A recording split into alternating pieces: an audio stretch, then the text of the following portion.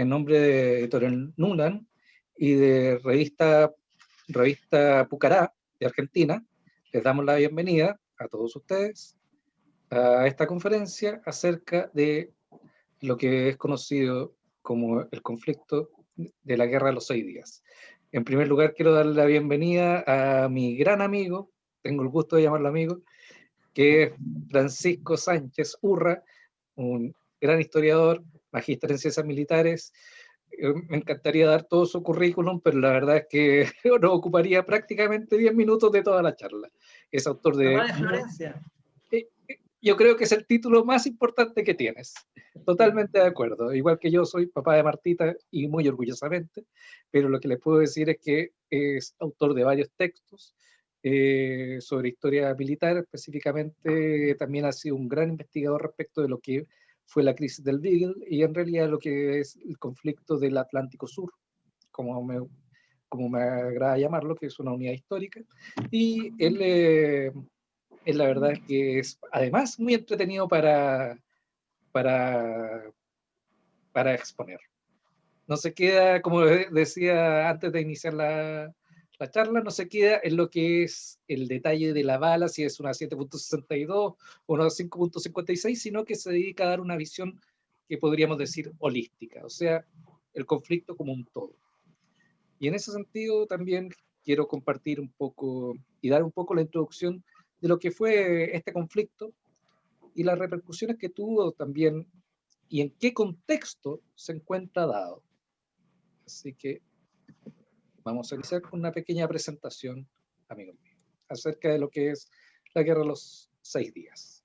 Bueno, el video que nos compartió Francisco, la verdad es que es bastante decidor, nos explica la cronología de los hechos, pero aquí también tenemos que hacer hincapié en algo, que la Guerra de los 6 días no se puede entender sino dentro de un telón de fondo, que es la denominada Primera Guerra Fría, aquella que empezó con el bloqueo de Berlín en el año 1946 y que aquí malamente en este mapa, pero en este mapa se sitúa con la caída del muro de Berlín, pero que la primera Guerra Fría en realidad habría acabado en agosto del año 1991 con lo que fue el fallido golpe de Estado en contra de Mikhail Gorbachev y el derrumbe del Partido Comunista Soviético, lo cual significó en su momento todo el derrumbe de todo lo que fue el aparataje soviético propiamente tal, y la diseminación del poder mundial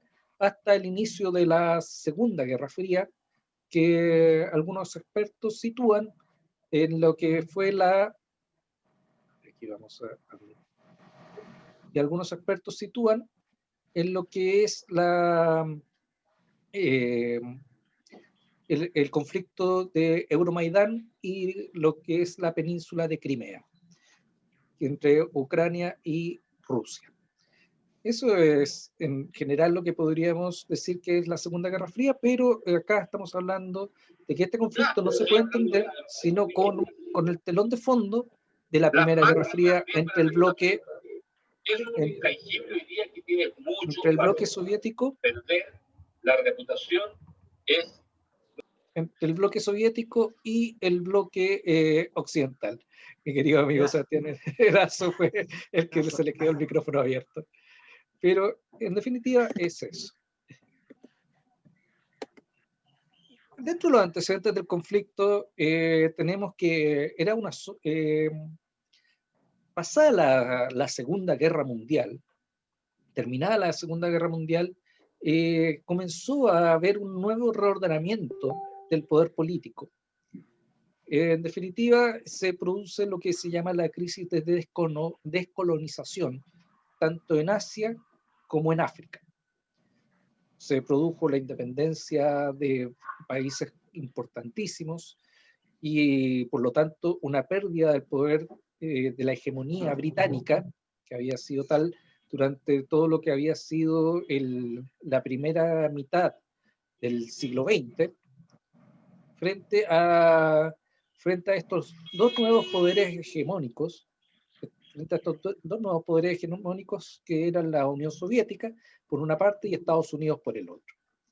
Dentro de este ambiente convulsionado se produce la retirada justamente de los británicos en virtud del mandato que habían recibido de las Naciones Unidas eh, de administración sobre el territorio que en ese momento se considera Palestina, y se toma una resolución que es la resolución de los dos estados. Resolución que no es reconocida por los países árabes y que finalmente provoca lo que fue la guerra de independencia, y posteriormente se produce el conflicto del Canal de Suez. Me gustaría mostrarles también principalmente esta imagen, porque la había escogido, la de la geopolítica de la Guerra Fría. Si se fijan bien, en todo momento los conflictos más fuertes se producen por el dominio marítimo. Si ven acá el estrecho de los Dardanelos, acá lo que es la guerra de Corea por el espacio del sudeste asiático y todo lo que era la conexión con China, la guerra de Vietnam, respecto del paso también, lo que significa el paso oceánico entre el Océano Índico y el Océano Pacífico, y acá el control del Canal de Suez, justamente por servir de paso entre el mar Mediterráneo y el Océano Índico. Esa es la importancia estratégica de la zona, conjuntamente también con lo que significa toda la operación petrolera de la misma zona. Antes de la guerra de los 6 días, el territorio de Israel era bastante acotado. Había una zona que, a pesar de la resolución de las Naciones Unidas, estaba bajo control de Jordania, y había otra zona que estaba bajo control egipcio. O sea, eh, bajo toda esta ideología del panarabismo, cuyo principal exponente en aquellos años era Gamal Abdel Nasser, el presidente de Egipto a la sazón. Y curiosamente, dentro de este esquema de Guerra Fría, el primer país en reconocer a la existencia del Estado de Israel fue ni más ni menos que la Unión Soviética.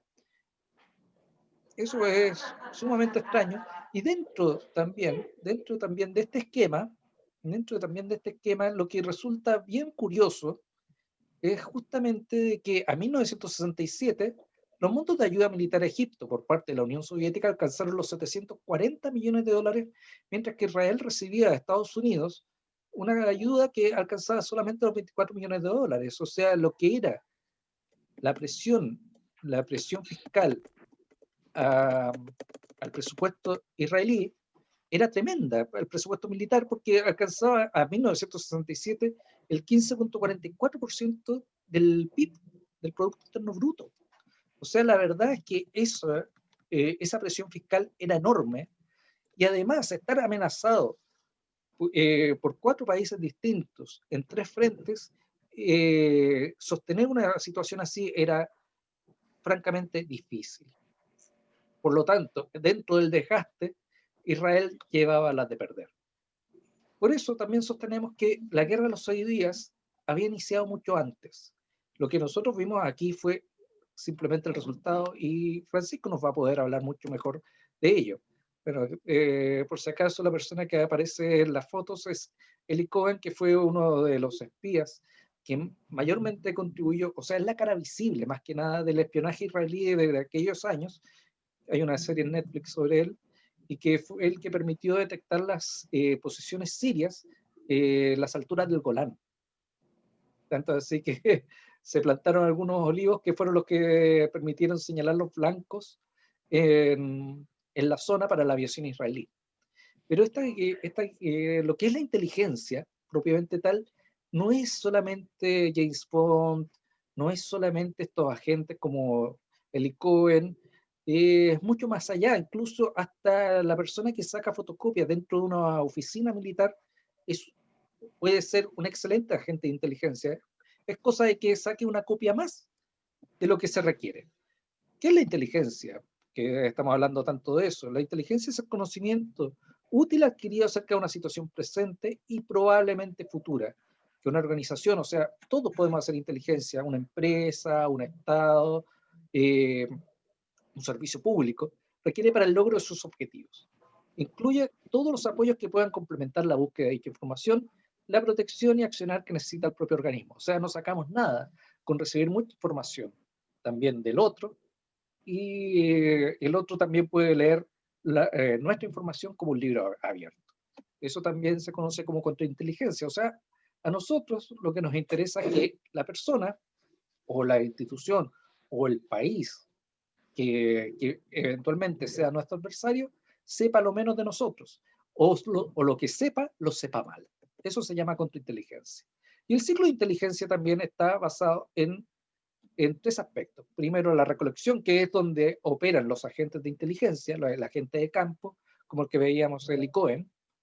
El análisis de esta información, o sea, poder separar cuánto de lo que se ha recibido es útil o efectivamente puede ser información que sea un cazabobos, que generalmente se dejan esos cazabobos por parte de la contrainteligencia enemiga. Y lo principal es la divulgación. O sea, no saco nada con saber mucho sobre nuestro adversario si finalmente quien tiene que obtener esa información no la conoce. No se saca nada con saber al detalle cuál es el horario en el cual, en el cual cambia el turno de los pilotos de la flota aérea enemiga, si nuestra propia aviación no lo sabe para poder atacar justamente en la hora del cambio de turno. En eso consiste el ciclo de inteligencia: recolección, análisis y divulgación. Y los principios, y esto es lo más importante, de la inteligencia son los siguientes: la oportunidad. O sea, no saco nada con saber al dedillo. Todo lo que piensa hacer el enemigo, si lo sé después que actuó. Esa es la oportunidad. Eso es lo que también nosotros decimos que es, todos son generales después de la guerra. Es necesario hacerlo antes. El otro principio es la persistencia, o sea, tiene que ser un esfuerzo continuo. Tiene que haber una especialización y recursos suficientes para ello. Tenemos que explotar y procesar bien las fuentes para separar la criba. Un llamado perdido tuyo. Que estés bien, cariño, al gordito. Chau. La flexibilidad respecto de nuestra actuación, o sea, si incluso es necesario sacrificar, se tiene que hacer. Este es el principio: para hacer tortilla hay que quebrar huevos, que suena muy duro, pero es muy real. La credibilidad, o sea, tengo que confiar en mis agentes, pero a la vez también debo realizar un trabajo que se llama el compartimentaje. Esto es, cada quien sabe única y exclusivamente lo que tiene que saber, porque en caso de que caiga prisionero del enemigo, solamente va a saber una parte de la información y no toda. Y en última instancia, voy a silenciar un micrófono un momento, por favor. A ver. Ahí, muchas gracias. Y otro principio, que es el riesgo calculado. El principio de riesgo calculado también se trata de que tengo que obtener una ganancia mayor a lo que estoy arriesgando. Esos son los principios de inteligencia que, dentro de lo que de lo que fue la guerra de los 6 días, podemos afirmar que fueron los que permitieron la victoria israelí en su momento, como nos hablará nuestro querido amigo Francisco Sánchez. Ya yendo propiamente tal a la guerra, el 30 de mayo de 1967 se produce el primer acto de guerra, que es el bloqueo del estrecho de Tirán, y Nasser pide la retirada de las fuerzas de la ONU, que eran las que permitían proteger el armisticio que se había firmado en el año 1955. Y aquí están las palabras de él: o sea, si eso no es una amenaza de guerra, no sé qué podría ser. Ya hemos llegado a la etapa de la acción seria y no de más declaraciones. Al 30 de mayo de 1967. Ahora dejo con ustedes a nuestro querido amigo Francisco Sánchez para que él nos hable justamente de lo que fue este conflicto. Muchas gracias. Muy buenas tardes a todos. Veo a algunos amigos conectados, así que un gran abrazo desde Punta Arenas. Como muy bien decía Cristian, la guerra de los 6 días está enmarcada en un proceso mucho mayor, en un proceso mucho dinámico, lleno de capítulos y subcapítulos, que hacen necesario enmarcarlo. A mí de repente me critican, pero yo siempre recomiendo un par de libros.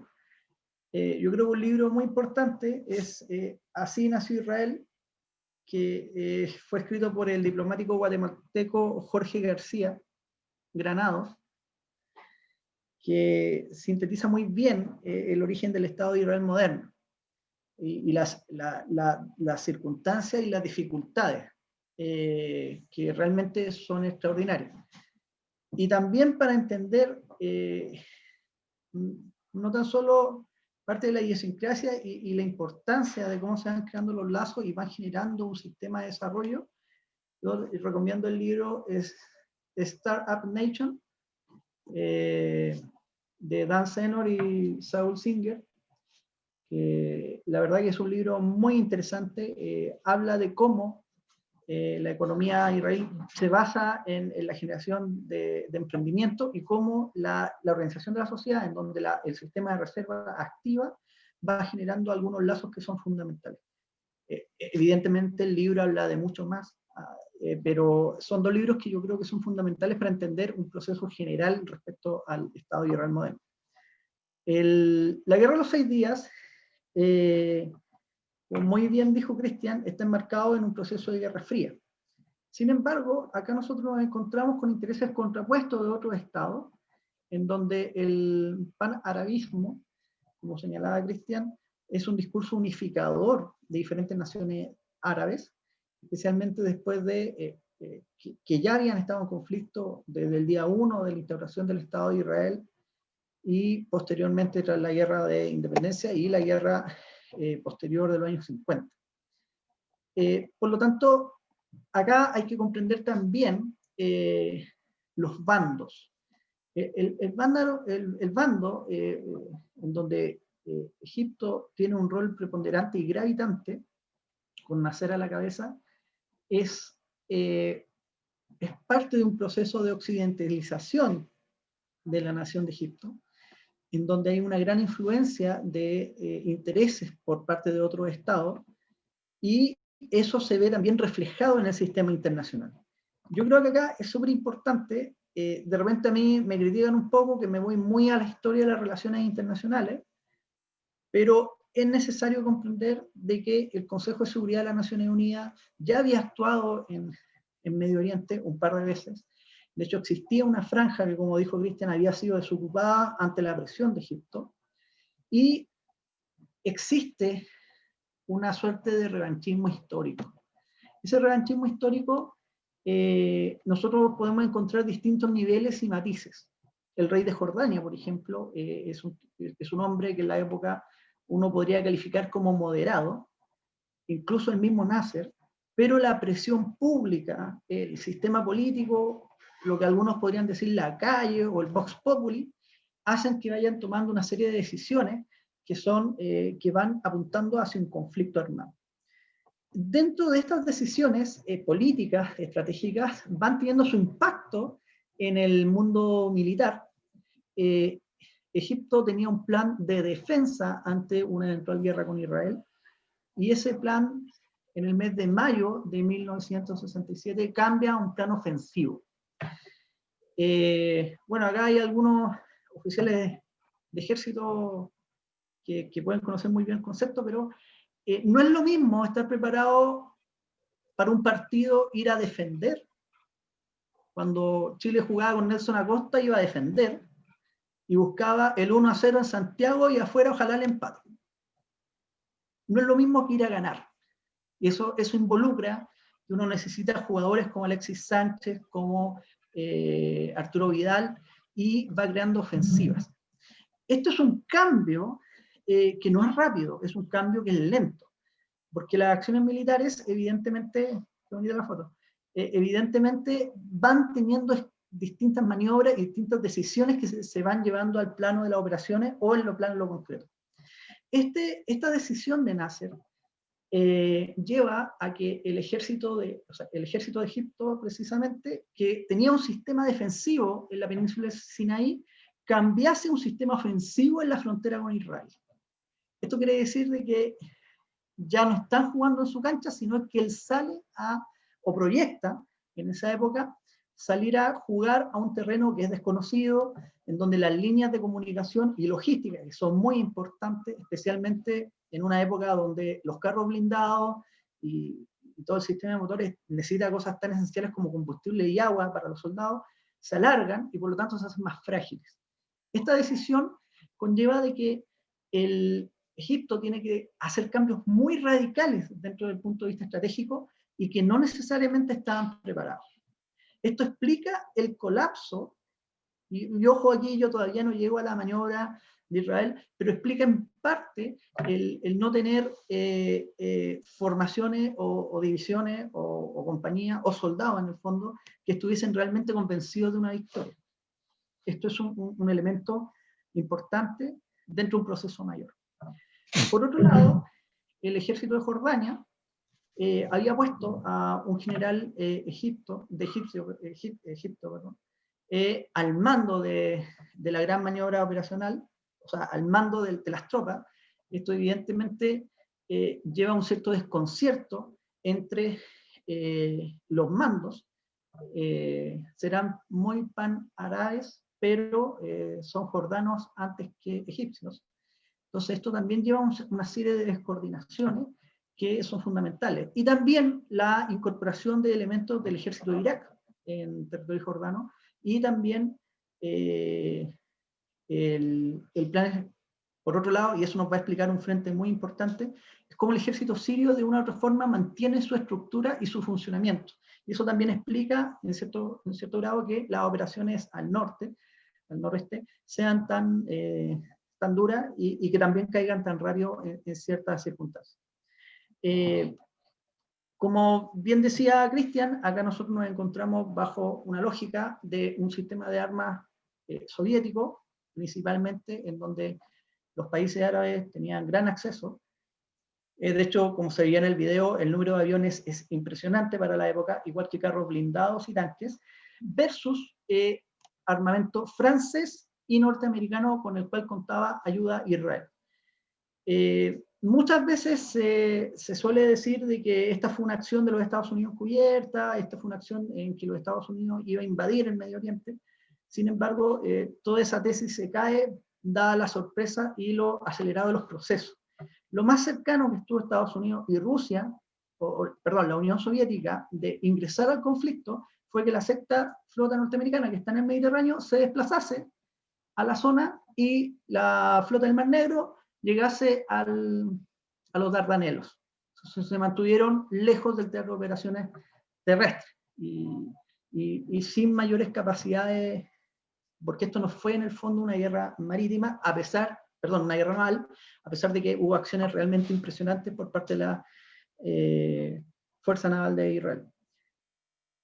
De esta manera, el contexto interno de egipcio nos lleva a una necesidad de Nasser de ser, él se veía a sí mismo como el gran líder de la comunidad árabe. Para eso necesitaba ser más árabe, como diríamos algunos, más papista que el Papa, para satisfacer las necesidades de su población que lo vitoreaban en las calles. Por lo tanto, una victoria militar a un enemigo común, que en este caso es el Estado de Israel, no tan solo garantizaba desde el punto de vista de ellos su paso a la historia, sino también satisfacía su consolidación de régimen. Y esto es sumamente importante de comprender, dado que los efectos políticos y estratégicos de todo este conflicto son mucho más allá de lo que uno puede pensar. De esta manera, la movilización de las fuerzas de Egipto, se llevaron a cabo durante el mismo día de celebración de la independencia de Israel, el año número 19.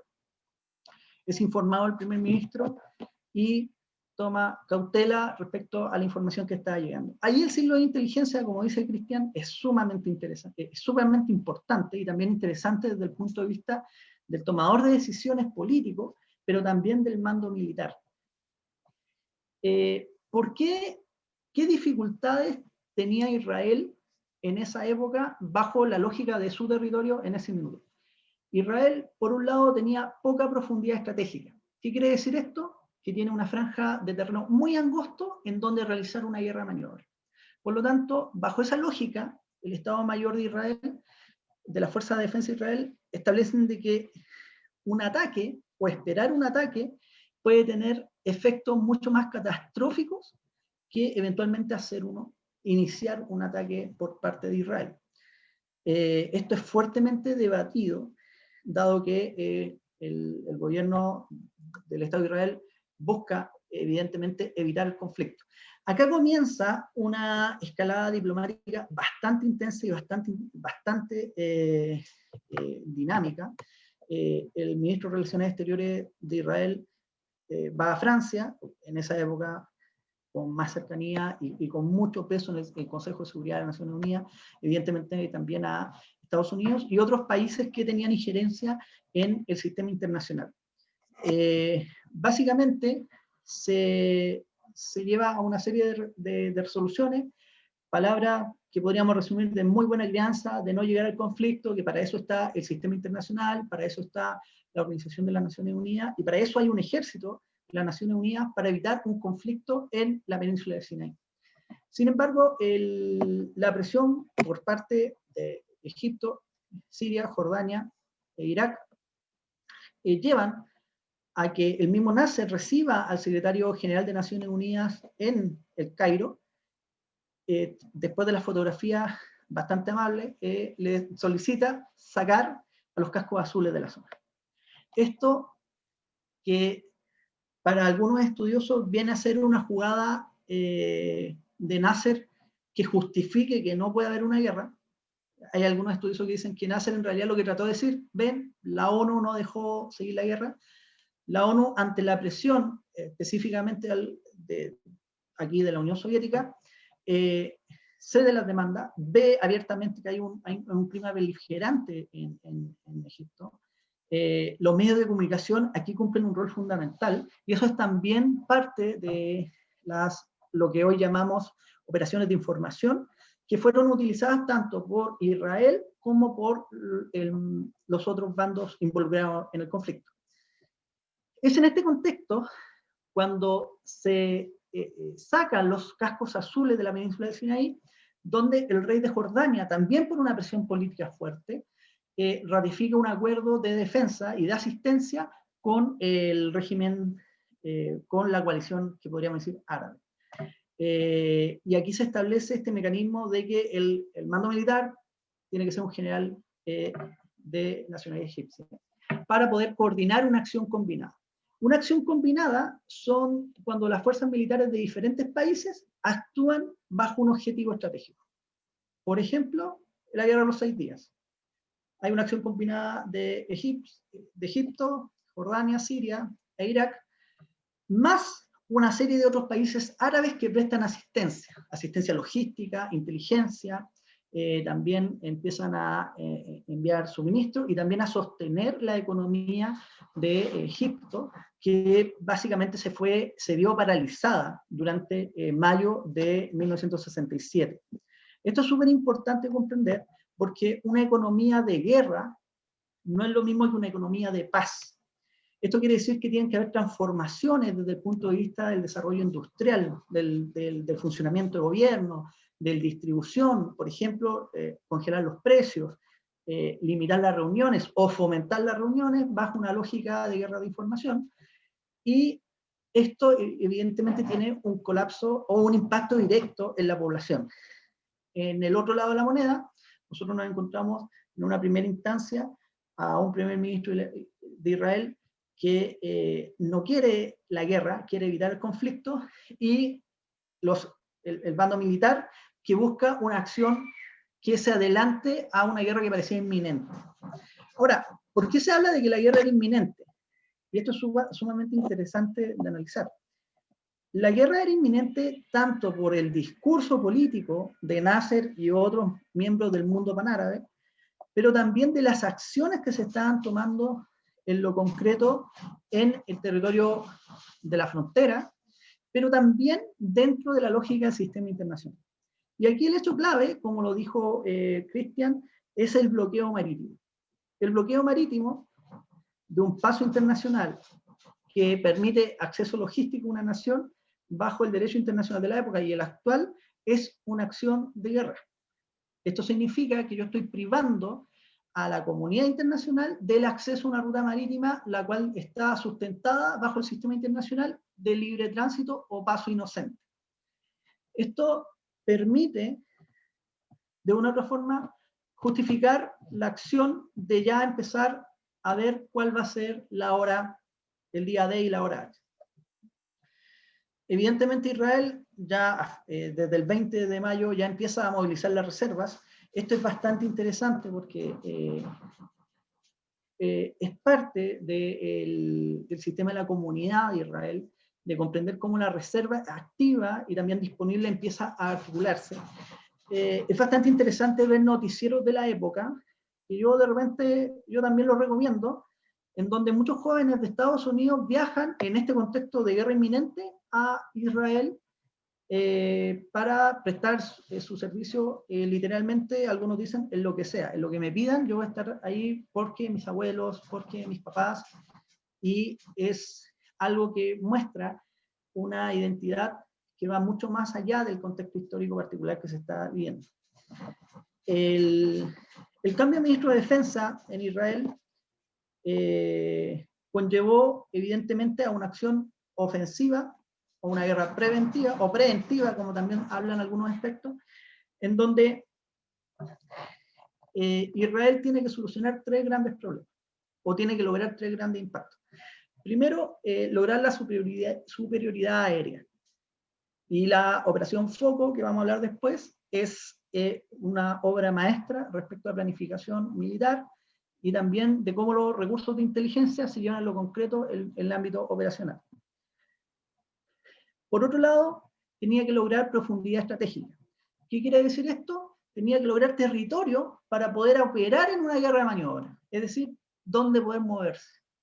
Si Israel recibía el primer golpe con la cantidad de recursos y cantidad de tropas que estaban disponibles en todas sus fronteras, las tropas adversarias en todas sus fronteras, hola Sebastián,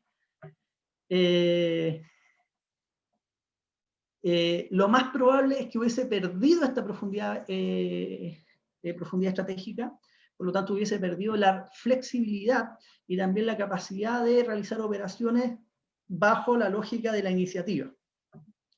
Por lo tanto, la guerra preventiva o la acción preventiva ante una guerra inminente pasa a ser un elemento clave en el desarrollo y también el resultado de este conflicto. Dentro de este escenario, antes del inicio del conflicto propiamente tal, las campañas de guerra psicológica o operaciones de información, como llamamos hoy en día, eran realmente atroces. Por parte de Egipto, desde el Cairo, las principales emisoras empezaron a transmitir mensajes en idioma hebreo. Estos mensajes eran bastante explícitos: Israel te vamos a quemar, Israel te vamos a eliminar, vamos a volver a ser una nación árabe unida, vamos a eliminar el estorbo, entre otros mensajes, hay algunos mucho más duros. Sin embargo, y es curioso porque esto también uno puede ver un símil con lo que fue la crisis de 1978 en Chile. Israel mantiene un estado de tranquilidad interna, a pesar de todos los preparativos, que se están haciendo zanjas, que se están preparando refugios, que se están movilizando los reservistas en un territorio muy pequeño y una comunidad muy nuclear. Se mantenía una cierta tranquilidad, especialmente en los medios de comunicación. Esto llevó a tener ciertas acciones que son bastante particulares y que hoy en día pueden sonar realmente impresionantes. Por ejemplo, un día antes de iniciar la operación Foco, divisiones del ejército de Israel fueron a la playa a descansar y a ser fotografiados. Eso fue una acción explícita. Y es lo que decía Cristian respecto a qué es lo que yo quiero comunicar y qué es lo que quiero distorsionar de la información de las operaciones militares que se están desarrollando por parte de mis fuerzas en relación al adversario.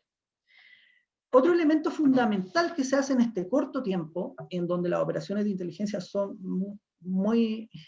claves y críticas, es el itinerario que se hace respecto a los vuelos por parte de la Fuerza Aérea Egipcia sobre territorio de Israel, que violaba en ciertos horarios bastante marcados el espacio aéreo, ¿ya? Esto también conllevó a establecer de que los patrullajes o las operaciones aéreas en un tiempo que lo que se busca es amedrentar y por lo tanto crear disuasión para una eventual negociación, eran bastante definidos.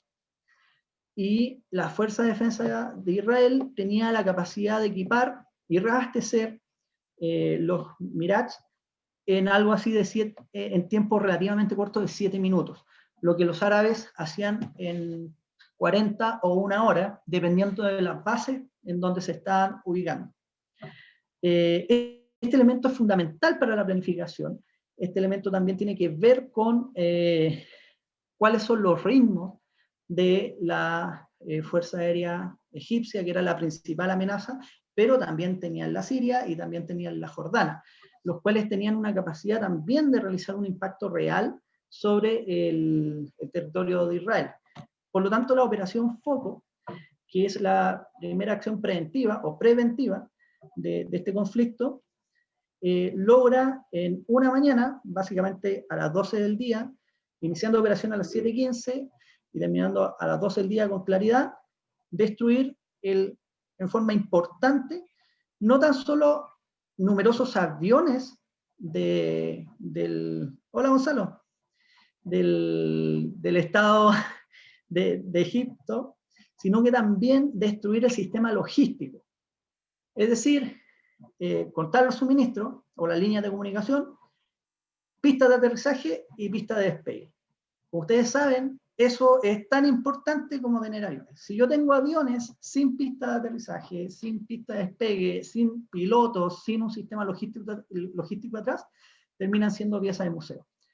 Y acá no tan solo terminaron siendo algunas piezas de museo, sino que también se fueron completamente destruidos. Y esta fue una sorpresa absoluta en medio del desayuno de las diferentes bases que recibieron ataques sistemáticos durante 3 minutos. Esto no tan solo logró el desconcierto por parte de la fuerza egipcia y también eventualmente respecto a las otras naciones árabes que estaban en este conflicto, sino que también permitió a la Fuerza de Defensa de Israel tener la superioridad aérea y por lo tanto ampliar la profundidad estratégica, es decir, el campo de acción. Este es un elemento fundamental que permite posteriormente acciones conjuntas. ¿Qué quiere decir eso? Acciones de diferentes ramas de la Fuerza de Defensa de Israel, tanto de nivel de tierra, aérea y también superficie de mar, o sea, marítimo, navales propiamente tal. Eso es un elemento fundamental y que permite tener una posición de flexibilidad e iniciativa que el resto de los países y el resto del ejército que estaban aparentemente mejor equipados, por lo menos en número, pierden rápidamente. Por lo tanto, terminada la operación Foco, casi simultáneamente terminada, se inicia la campaña terrestre de los blindados de Israel y también la infantería, que se da bajo el código de bandera roja, en donde empieza ya la campaña terrestre y que culmina que básicamente en 100 horas Israel llega a la orilla del canal de Suez y suspende operaciones debido a la presión del sistema internacional para llegar a un acuerdo. Acá ve uno el nivel político estratégico. Sin embargo, lo intenso de este conflicto y los procesos que se están dando son realmente interesantes. Uno de repente dice, es una guerra 6 días, no debería pasar tanto. Lo cierto es que en 6 días pasan una serie de acontecimientos y procesos desde el punto de vista militar, también político, que son realmente impresionantes y que requieren de una profundidad mucho mayor. Yo acá, como ustedes se dan cuenta, yo no llego, y lo dijo Cristian, yo no llego a la circunbrúnquica de la bala, ni tampoco empiezo a mencionar cuáles eran los actores estratégicos, que ya los vimos en la primera parte de esta conferencia en el video, sino que acá hay que comprender cómo está pasando el todo en su conjunto. De esta manera, las diferentes operaciones se empiezan a desplegar bajo la lógica de un principio que incluso podríamos radicar bajo los planteamientos de Napoleón, que dicen que a los ejércitos hay que atacarlos al centro y siempre de uno. Y es justamente lo que hicieron las diferentes divisiones y brigadas de Israel frente a las diferentes fuerzas que estaban enfrentando. El desarrollo de la campaña terrestre en la península de Sinaí, en donde se tomaron en prácticamente 100 horas una cantidad de redes y se rompieron sistemas logísticos fundamentales para el avance de un ejército, nos da demostración de una planificación realmente de relojería, pero también o aprovechar la oportunidad frente a una situación que se está dando y se está desarrollando.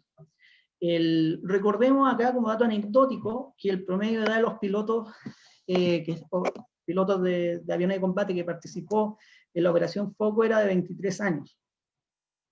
Ya eran relativamente, eran bastante jóvenes. Y de toda la aviación de la Fuerza de Defensa de Israel, tan solo 19 naves fueron derribadas en combate, de un total de algo así de 200. Eso habla también de la preparación y también la planificación que se llevó a cabo. Ahora, la Operación Foco de por sí es para una conferencia, es una acción aérea realmente notable, que parte desde el principio de la no detección, es decir, el que no vea al adversario lo que yo estoy haciendo, por eso las operaciones de información son clave. También las operaciones se desarrollan bajo esa lógica, los aviones israelíes operan sobre los 15 metros de altura, realmente bajo para una operación aérea, pero con el objetivo de ser evitado, o sea, de no ser detectado por los radares, los cuales son prácticamente barridos dentro de estas primeras horas del conflicto. Y simultáneamente la acción combinada de medios blindados y también de infantería que permite ir avanzando secuencialmente a través de la península del Sinaí.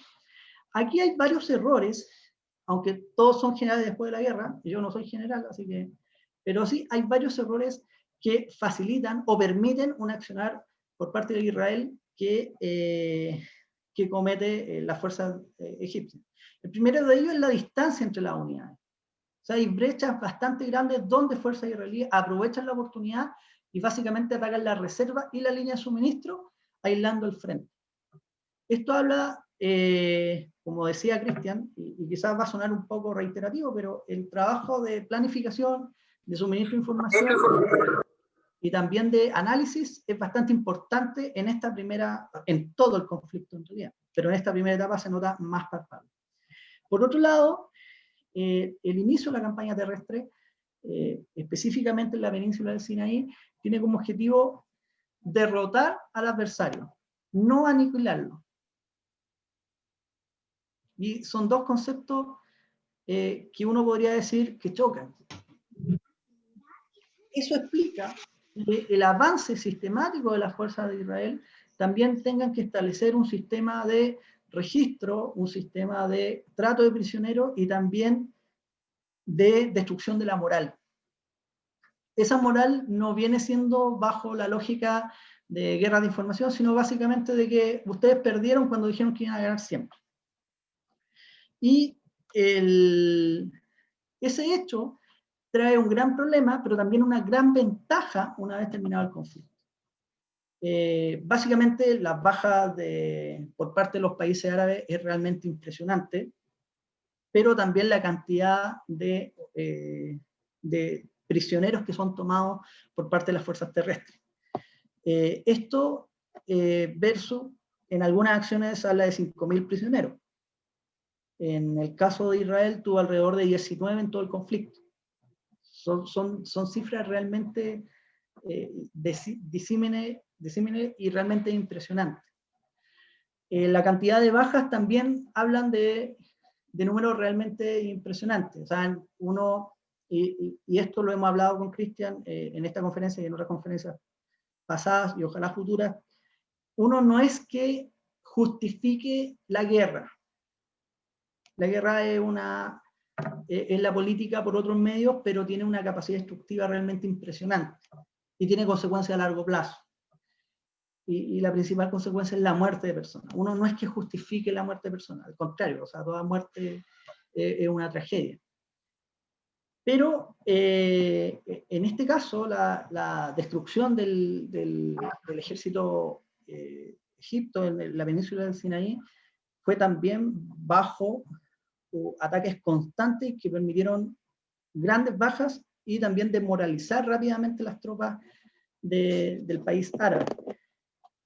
Esto conllevó de que fuese rápidamente tomado un vasto territorio.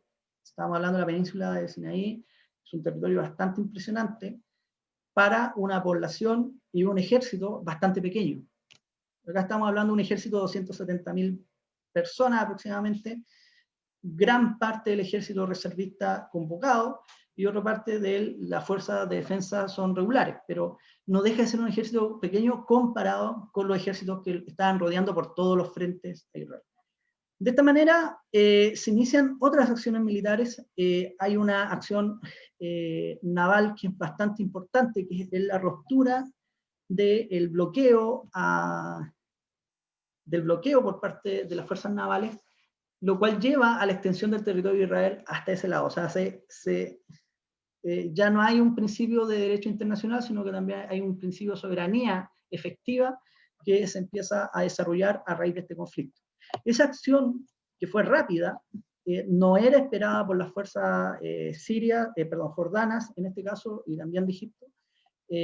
Fue absolutamente rápida y con una alta capacidad de impacto. Ahora, tenemos que recordar que la flota de Israel está basado en el principio de unidades pequeñas, pero de alto poder de fuego y alto impacto estratégico. En ese caso podríamos hablar del tipo de buque como el Casma, la misilera Casma, que es prácticamente, no es del año 1967, pero los principios de la Casma, desde el punto de vista estratégico operacional, se ven plasmados bajo estos principios de la guerra, bajo estos principios de la maniobra Israel. Por lo tanto, son unidades rápidas y también dan golpes decisivos. Eso permitió tener una fluidez de abastecimiento, de mantener la línea logística a Israel. Y eso es fundamental porque la economía de Israel, como muy bien lo explicaba Cristian, y eso es un dato muy interesante que siempre hay que considerar, era una economía muy frágil en esta época. Era una economía con principios que se tenía que desarrollar, pero era muy frágil en la época. Era una economía de fácil colapso, como dicen algunos estudiosos, aunque a pesar de todo no ha colapsado. Y eso también es parte de lo interesante del libro que yo hablaba, Startup Nation, de Senor y Singer, que nos explican parte de esto, o nos dan una visión respecto a esto. Esta acción deja en jaque a una maniobra eventualmente naval. Hay un incidente que se da con el buque Liberty, que es de los Estados Unidos, si no me equivoco, Cristian, norteamericano, ¿sí? En donde básicamente hunden este buque mercante. Después de una serie de investigaciones, son aproximadamente 13, se llega a las conclusiones de que la Marina de Israel básicamente confundió el buque con fuerzas egipcias. ¿Ya? Independiente de eso, es un incidente que complica la visión del sistema internacional del Estado de Israel posterior al conflicto.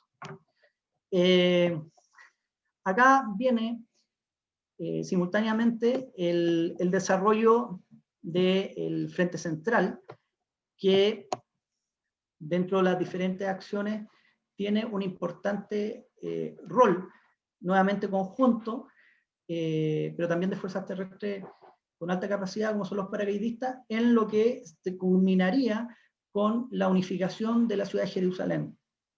¿Ya? Después de fuertes combates, una de las principales batallas se da en el Cerro de la Munición, que algo de eso veíamos en el video. Israel logra acceder a la ciudad vieja con fuerte resistencia y finalmente izar nuevamente el pabellón del Estado de Israel en el Muro de los Lamentos. Esto pasa a ser un elemento fundamental en el impacto a largo plazo que tiene el conflicto con respecto al rol del Estado de Israel con la comunidad internacional. Eso también es parte de análisis de lo interesante de las dinámicas diplomáticas que se dan a consecuencia de este conflicto. Este hecho no culmina con la toma o la unificación de la ciudad de Jerusalén, sino que sigue hacia el este para enfrentar ya a un ejército jordano que era, dicho por el mismo rey de Jordania, atacado sistemáticamente, despavorido, sorprendido con ataques constantes, en donde toda su capacidad militar no pudo ser desplegada, primero por decisiones o malas decisiones del mando militar, y por otro lado, o sea, por ejemplo, se trataron de pasar tanques por puentes de madera bastante angostos. Muchos tanques terminaron en diferentes ríos y en zonas pantanosas, perdiendo capacidad de esta manera el ejército de Jordania. Por otro lado, también hay una descoordinación con el ejército iraquí, que estaba apoyando o haciendo sostenimiento. No estaban coordinados los tiempos de acción, por lo tanto estaba avanzando el ejército jordano y el ejército iraquí, o la fuerza de apoyo iraquí, no necesariamente está actuando en forma combinada. Sumado a eso, hay un elemento también muy relevante que tiene que ver con las operaciones de información que hace el gobierno de Nasser. Ellos, incluso después estamos hablando prácticamente el tercer día, como ustedes pueden ver, pasan demasiadas cosas y una acción bastante dinámica. Ya en el cuarto día, con claridad, la información que es emitida por el sistema de radiofonía, noticiarios de televisión y también la prensa, es que hay grandes victorias sobre el ejército de Israel. Que Israel le quedan sus últimas horas, que el Estado judío va a ser eliminado, que se va a llegar a la unificación que ha sido esperada por siempre, una serie de antecedentes, de discursos, de propaganda de esa índole, las cuales llegan al mismo rey de Jordania. Este rey que, como ya habíamos mencionado, tiene un rol bastante moderado previo al conflicto. De hecho, le cuesta como entrar a la guerra, pero finalmente por la presión política y también social entra a esta fiebre panárabe. Y el mismo rey dice: yo no me puedo perder esta historia. Y él va al campo de batalla, va al frente, como los generales de la antigüedad, y se da cuenta del descalabro y la situación real que están viviendo las tropas. Por lo cual, él hace una declaración bastante fuerte a diferentes medios de comunicación, la hace en inglés, lo cual también tiene que ver con la intención del mismo jefe de Estado y de gobierno de dar un mensaje a la comunidad internacional, en donde dice que Israel es realmente insuperable, en resumen. Las acciones militares que se han tomado han básicamente aniquilado la capacidad de Jordania. Sin embargo, esto lleva a la extensión y toma de territorio por parte de las fuerzas de Israel en acciones realmente impresionantes tanto por el tiempo como la capacidad de efectivo y las acciones conjuntas que se están desarrollando. No es fácil establecer una cultura o una acción coordinada entre la Fuerza Aérea y el Ejército. Hoy en día, bueno, tenemos un Estado Mayor conjunto, ahí hay algunos especialistas que nos pueden hablar, pero es difícil. Hay lenguajes distintos, hay tiempos distintos, hay mandos distintos, y en este conflicto Israel logró esa coordinación conjunta. Y eso tiene que ver también con un sistema de cultura, desde el punto de vista de los principios de la guerra, que desarrollan en diferentes ámbitos. En el frente noroeste estaba el ejército sirio, y acá el objetivo estratégico pasa a ser no tan solo el control, de una eventual ofensiva siria que había estado atacando con nutrida artillería a zonas civiles del noroeste de Israel, sino también lograr posteriormente un objetivo estratégico que es fundamental y que nos explica también parte del Israel actual, que son los altos del Golán.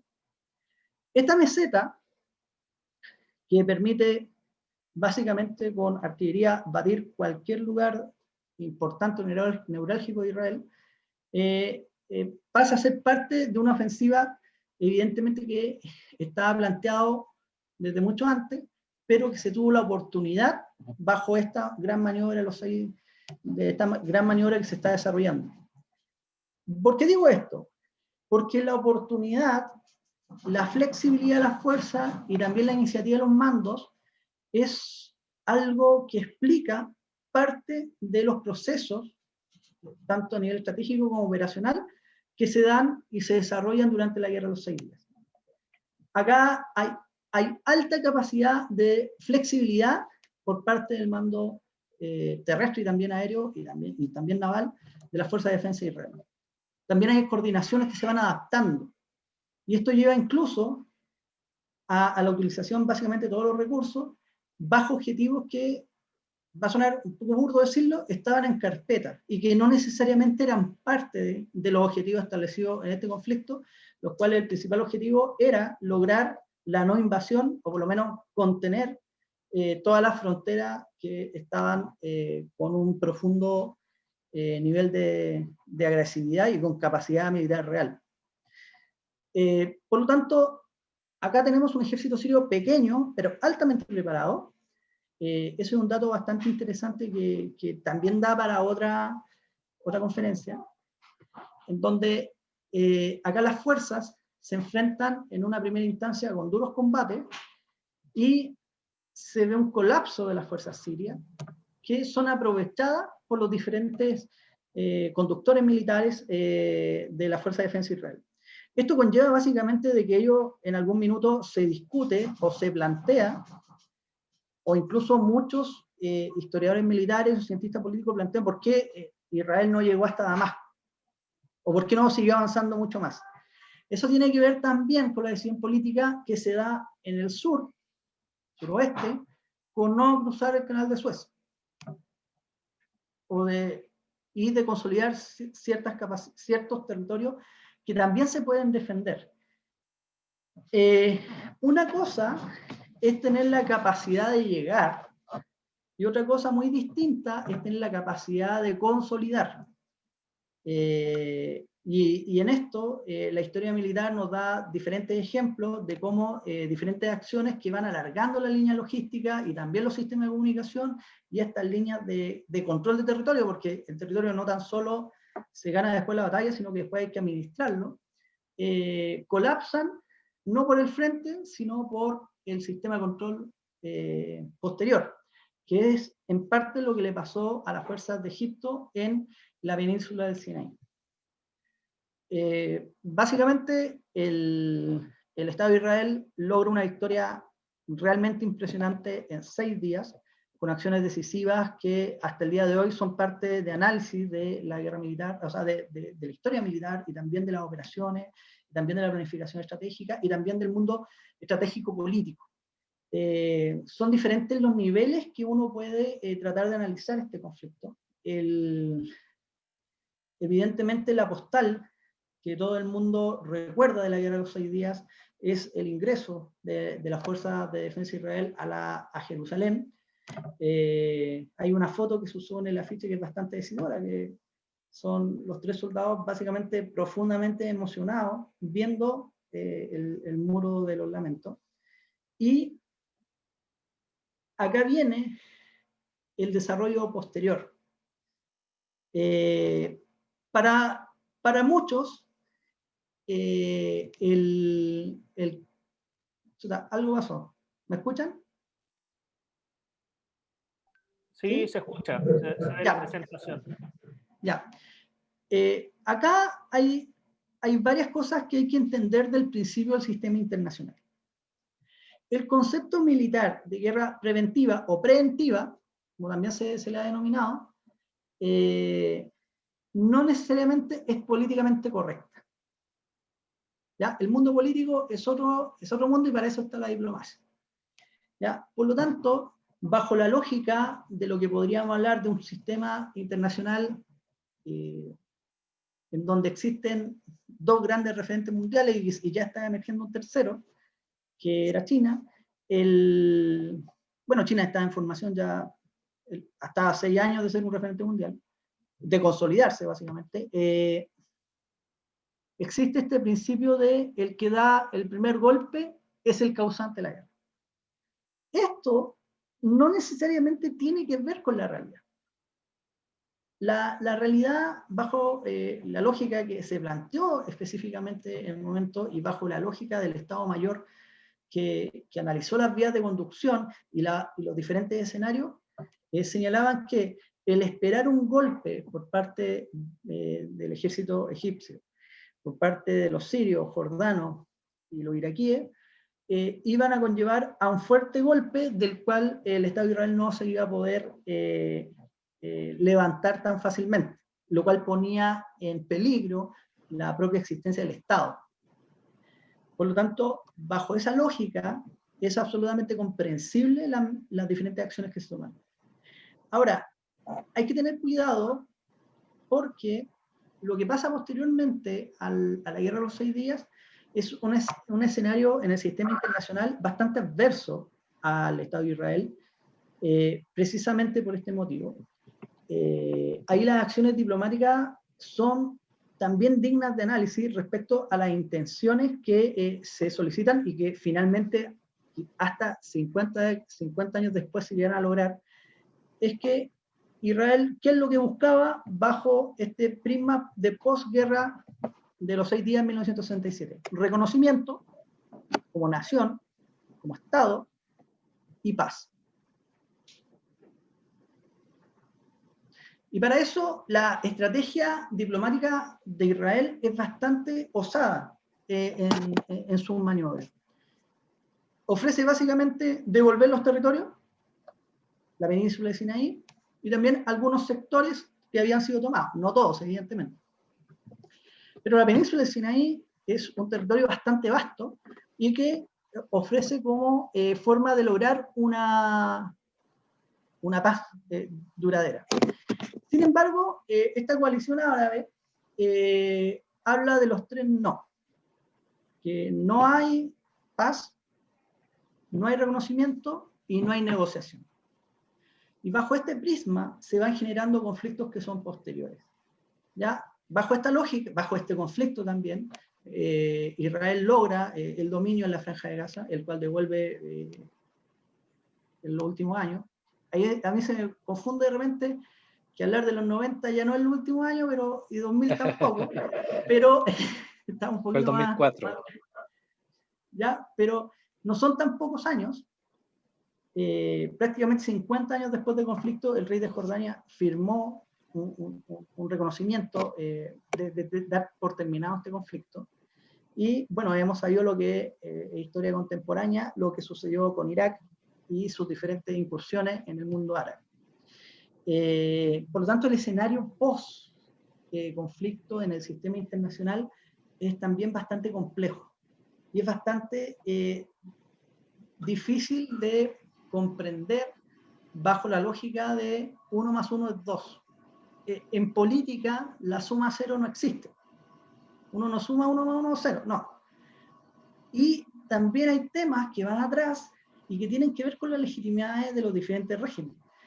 El presidente egipcio, tras la abrumadora derrota, pone su cargo a disposición, renuncia a ser presidente. Sin embargo, en una acción en una plaza, le piden que siga, por aclamación popular, que siga como presidente de los egipcios, como el referente del mundo árabe. Esto evidentemente fortalece un discurso que tiene que ver como eje la destrucción o por lo menos el reposicionamiento de la nación de Egipto frente al Estado de Israel, lo cual es un escenario complejo. Por lo tanto, las negociaciones tienen que verse también bajo esa lógica. Acá tenemos un sistema político bastante interesante desde el punto de vista del sistema internacional.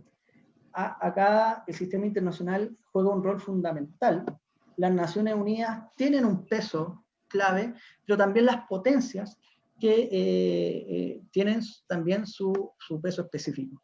Y aquí cambian algunas visiones respecto a, por ejemplo, de Francia con relación a las relaciones de Israel y se fortalecen otras, específicamente con Estados Unidos.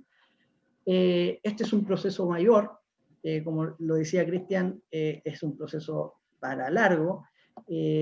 Yo acá traté de hacer un resumen muy general, no tratar de caer tanto en fechas ni acciones netamente operacionales. Creo que para eso hay documentales realmente impresionantes y realmente buenos. Recomiendo uno de casi todos tienen que ver con los 50 años de la Guerra de los 6 días, en donde se hace un análisis de diferentes productoras como la BBC, el mismo ejército, la Fuerza de Defensa de Israel, como lo vimos al principio, y también diferentes, ojo acá no confundir con propaganda, sino que también con diferentes analistas políticos y militares árabes referente al conflicto. Es un proceso que también tiene sus rincones oscuros. Todavía no se sabe realmente cuál fue la decisión de Nasser o cuál fue el convencimiento de una victoria aplastante. Ahí se habla de que su mariscal realmente le dijo, no, si aquí tenemos X cantidad de soldados, por lo tanto, con X cantidad de tanques, con X cantidad de artillería, nosotros ganamos fácil. Bueno, no fue así. Esto fue una guerra multidimensional, en donde el factor de la guerra psicológica fue clave, las operaciones de información, la inteligencia, la logística, el suministro y sobre todo la adaptabilidad y la flexibilidad que los diferentes mandos tuvieron que desarrollar en su momento. Algunos tuvieron muy buenas decisiones en muy corto tiempo y otros, a pesar de la planificación, no supieron adaptarse al nuevo escenario. Así que les doy las gracias por escucharme. Lamento si les di un poco de lata, pero gracias a Cristian por la invitación. La verdad que estos son espacios de reflexión que uno no siempre encuentra y feliz de poder apoyar a tu editorial. Espero que tenga muchos volúmenes más. Y también a los amigos de la revista Pucará de Argentina que de una u otra forma nos están apoyando en la difusión. Muchas gracias, Francisco. O sea, definitivamente la lata no diste. Eso te quiero decir de partida. No, realmente... Bueno, eso lo tiene que decir Gonzalo, que él es más sincero. No, la verdad es que es fabuloso para variar. Tu charla ya te dejó comprometido para lo que fue la guerra de Yom Kippur, que tenés que hablar también de eso, ¿sí? Porque es una tremenda... O sea, es la secuela de, sí, un conflicto mayor, definitivamente. Es un conflicto mayor que se ha extendido en el tiempo y de hecho todas las operaciones militares se pueden explicar en el tiempo también. Y eso ahora, por favor. Es muy importante lo que decía Rabin en el video que mostramos, que hay que comprender que una victoria tan abrumadora, tan rápida, no es algo fácil. Eso habla de un trabajo anterior y de una planificación y de un sistema de relojería que va mucho más allá de lo que vimos en esta charla. Totalmente, o sea, realmente, y lo vamos a ver también con la guerra de Yom Kippur, que también por parte de Egipto hubo un trabajo de relojería para decir hasta el día en que iniciaron las operaciones militares. La sorpresa que provocó y también la posición diplomática que se había generado, y esto ya adelantando un poco lo que va a ser esa próxima conferencia, la posición diplomática en que había quedado Israel comprometido por el ataque preventivo, porque ya no podía repetir una operación así. Y de hecho eso limitó la iniciativa estratégica israelí frente a lo que ya era la posibilidad de un ataque, además con armas con nuevas armas como eran los RPG-7, que eran los misiles antiblindaje, que eso fue una tremenda sorpresa también para el Sahel. Pero en definitiva, nuevamente te agradezco tu tremenda charla y dejo abierto también el micrófono para todos aquellos, para todos nuestros asistentes para que puedan realizarte preguntas, que seguramente más de alguien quiere realizar alguna pregunta aprovechando tu vasto conocimiento del tema. Acá hay varios expertos, así que no... Sí. A disposición del público. Sí, no, yo te quería hacer una consulta. Primero, Francisco, muy interesante la charla que diste. En verdad que me hizo recordar algunas cosas muy importantes. Yo me acuerdo que era cabro chico todavía cuando fue acá a la guerra a los 6 días. Espero que la próxima charla que Cristian está conversando de la guerra de Yom Kippur te pueda aportar un poco más, porque fui parte activa de lo que pasó en la guerra de Yom Kippur. Pero muy interesante lo que comentaste. La parte de la colina de las municiones, especialmente en hebreo, Givat Tachmoshet, hay que recorrerlo a pie para poder entender la complejidad de lo que fue tomar esa posición. Las fotos o las películas no dicen lo que uno cuando lo recorre a pie y lo ve. Pero muy interesante. Te agradezco porque fue muy interesante la charla. Espero que... ¿Cuándo es la próxima sobre la guerra de Yom Kippur, Cristian? Todavía no lo tenemos definido, pero esperemos que aproximadamente 2 semanas o 3 semanas más. Okay. Lo vamos a anunciar. No va a ser el 30 de febrero. No, 30 de febrero definitivamente no. Eso lo tenemos claro. Pero efectivamente queremos hacerla para generar también una masa crítica en 2 a 3 semanas más. Okay. Lo vamos a anunciar también por nuestra red, y también agradeciendo lo que fue la difusión a través de la Embajada de Israel en Chile, que a través de su newsletter también dieron a conocer la existencia de esta charla. Jorge Tichauer quiere hablar. Por favor, Jorge, bienvenido. Tienes la palabra. Te escuchamos.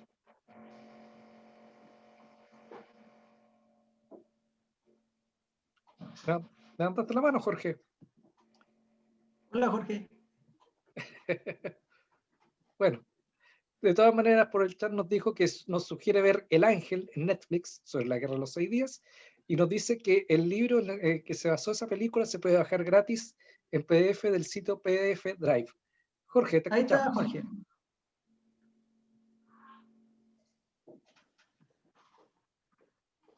No tienes audio, Jorge.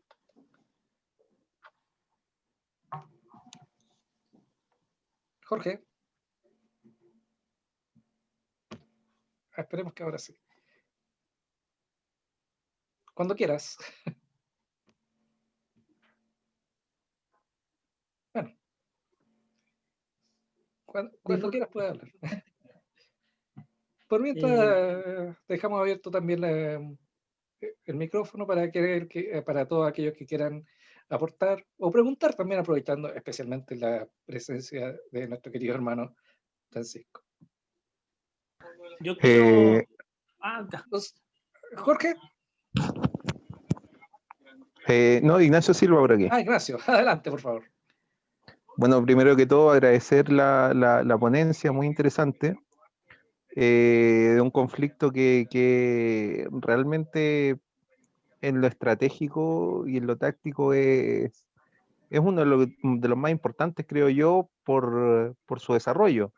Creo que pocas veces se ha visto, como decía Francisco, una conjunción de estrategia, de movimiento militar y también de diplomacia e inteligencia en forma tan perfectamente lograda para un resultado como es una guerra ganada en 5 días, prácticamente. Ahora, mi duda es 5 o 6 días. Bueno. Mi duda es la siguiente, o sea, yo creo que una de las cosas que mostró este combate es un cambio de paradigma que muestra Israel y que ha mostrado hasta la actualidad, que es romper esta idea de la superioridad numérica por sí sola. El ejército de Israel desde siempre, o al menos desde este conflicto hasta el día de hoy, tiene una lógica de un alto enrolamiento de su población, una lógica de unidades pequeñas, bien movilizadas, con una cantidad de tecnología armamentística impresionante, sea porque se la proporciona Estados Unidos, pero también con una industria armamentística propia relevante. Sin ir más lejos, la industria, la empresa Rafael, que es una de las proveedoras de defensa antiaérea más grande del mundo, e incluso de misiles a nivel mundial. Recordemos que el Iron Dome israelí. le fue vendido, o sea, tuvo una nueva entrega por parte de Israel a Estados Unidos. O sea, estamos hablando de sistemas de armas realmente... Y sin ir más lejos, por ejemplo, el fusil Galil, que es utilizado acá en Chile, también de factura israelí.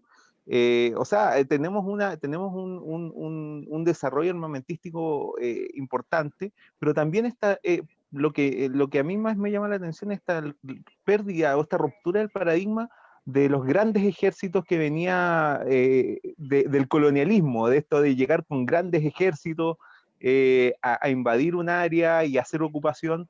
Cambio el paradigma por estas unidades más pequeñas, bien mecanizadas, bien abastecidas, con una logística impecable, con un avance de inteligencia de gran calidad, y que permiten una movilidad y una flexibilidad, como decía Francisco, en el campo de batalla, que no se da en otros ejércitos que seguramente tenían mayor número a su alrededor, pero que eran básicamente, partían de la lógica del ejército colonial del siglo XIX, no cambia mucho en su lógica estratégica. Pero Israel viene con esta inferioridad numérica, pero a la que le saca partido de forma impresionante, y hasta el día de hoy, o sea, vemos que el ejército israelí profesional es muy pequeño, pero que tiene a gran parte de su población entrenada y con una capacidad de movilización de su fuerza de 48 horas, lo que es una locura logística, pero pueden hacerlo. Entonces, a mí me llama la atención y creo que esta guerra y lo que expuso Francisco pone en relieve ese cambio de paradigma en la estrategia militar y en el armamento, en la forma en que se arma el ejército israelí. O sea, este es uno de los grandes conflictos que cambian muchos elementos o conceptos que se creían intocables, ¿ya? O sea, recordemos, por ejemplo, que se suele hablar de que los ejércitos blindados terminaron en el año 1939, o sea, perdón, los ejércitos de caballería montada terminaron en septiembre de 1939, cuando los panzer alemanes eliminaron la caballería polaca. Se suele afirmar eso. Eso es totalmente falso. No. O sea, yo doy un solo ejemplo que suele molestar, porque a mí se me gustan los caballos, etc. A mí efectivamente me gustan los caballos, pero en 1978 y 1975 habían grandes unidades montadas que iban a participar en un eventual conflicto en el norte de Chile, como en la zona austral. El caso más paradigmático es el Regimiento Lancero, de Natales, que debe estar en el centro de gravedad de Natales, es sumamente importante. Ahí uno puede decir que también, o sea, Natales hasta cierto grado es como Israel, en la guerra de los 6 días. No tiene profundidad estratégica, se cae al mar, que es lo que básicamente le pasa a Israel en esa época, y tenía adversarios por todos lados, porque el ejército argentino tenía una capacidad impresionante, pero la capacidad numérica, en una lógica defensiva, también planteaba un sistema de operaciones bien interesante, que es parte de una historia que es muy desconocida. Ahora, volviendo al mismo ejemplo, Afganistán no habla de las necesidades de unidades montadas, mulares y caballares. Entonces, es importante comprender cómo estos diferentes estudios de hechos históricos son o sirven para la generación de doctrina, en el caso militar, y también de generaciones de políticas estratégicas, operacionales, y también de planificación. Si uno se va a lo numérico, hay muchas guerras que uno diría, no, acá se ganó por secretaría. O sea, Israel numéricamente no tenía posibilidades. Pero cuando uno empieza a ver los diferentes elementos y también la estrategia y la decisión operacional, se empieza a dar cuenta de que hay elementos que hay atrás.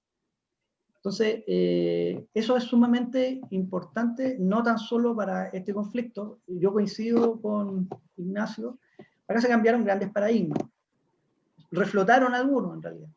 Otros se renovaron. También hay consecuencias que se ven a lo largo del tiempo.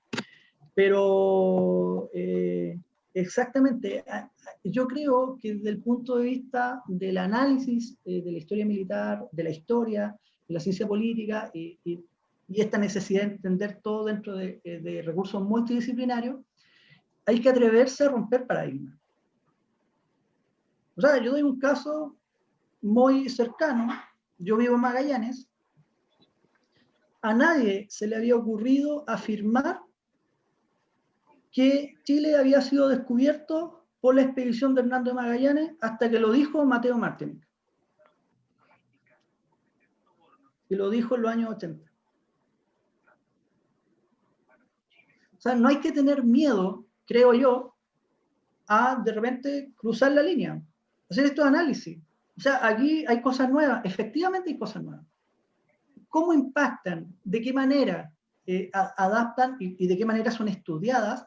Eso es parte de lo que uno también puede analizar, por ejemplo, con publicaciones como el Memorial del Ejército de Chile, que en el fondo es la discusión a veces doctrinal de oficiales. Eso está orientado a los oficiales de Estado Mayor, pero también escriben otros oficiales, respecto a diferentes procesos que se están dando en desarrollo en el mundo. Entonces, ahí uno puede ver que en el año 67 la guerra de los 6 días, o el conflicto árabe-israelí, porque esto tuvo otro nombre, en el minuto contemporáneo, ahora se habla de guerra de los 6 días, pero en su minuto se hablaba de la guerra árabe-israelí, porque después hay otros conflictos y se empieza a cambiar el nombre. Tiene un impacto en los cuestionamientos de los oficiales. Y eso es sumamente interesante. Es una línea que yo llamo a investigar. Para esto no hay que ser historiador. O sea, hay que tener ganas, una metodología, evidentemente, y disciplina, para ver cómo diferentes elementos van cambiando concepciones. Algunas perduran el tiempo, otras no. Y claro, uno de repente, cuando ve el ejército de Nasser, dice, no, nosotros por presencia ganamos los conflictos. Eso uno lo puede ver también bajo la lógica de la disuasión. Ahora, como yo les decía al principio, hagáis decisiones de pasar de una disuasión a acciones solapadas. El cambio de un sistema defensivo en la península de Sinaí a unas posiciones ofensivas es claro de que el conflicto te está golpeando la puerta. O sea, si uno ve a un tipo que llega a su casa con una pistola y lo ve por la ventana, pero no ha cruzado mi puerta. Oye, pero tiene una pistola, o sea, no... Es súper burdo decirlo, pero, oye, si no abres la puerta, le va a disparar, la va a abrir y va a pasar quizás qué cosa.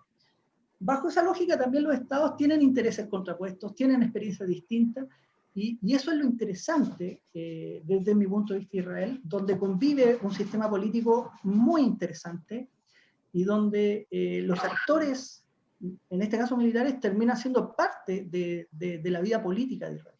O sea, nosotros lo veíamos en el video, prácticamente todo el Estado Mayor terminó siendo ministro en algún minuto,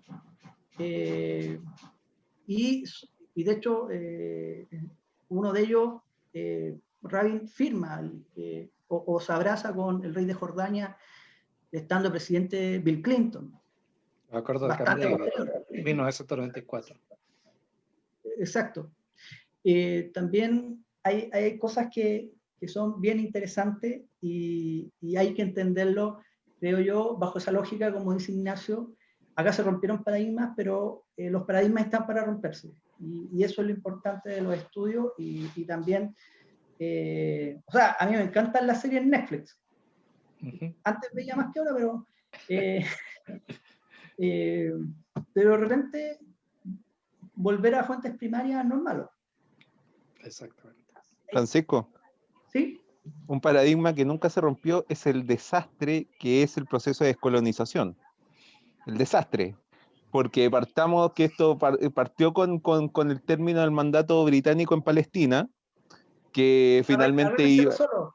Arréglenselo solo, lo mismo que vemos hoy en día con Hong Kong, lo mismo que pasó con cualquier otro proceso de descolonización, con este desgranar de la Commonwealth británica, en donde todos sus procesos de descolonización han sido desastrosos, pero desastrosos. Y la verdad es que eso no ha cambiado, y si se siguen suscitando, porque recordemos que hay aún bastantes territorios colonizados, podríamos seguir viendo esto en lo sucesivo.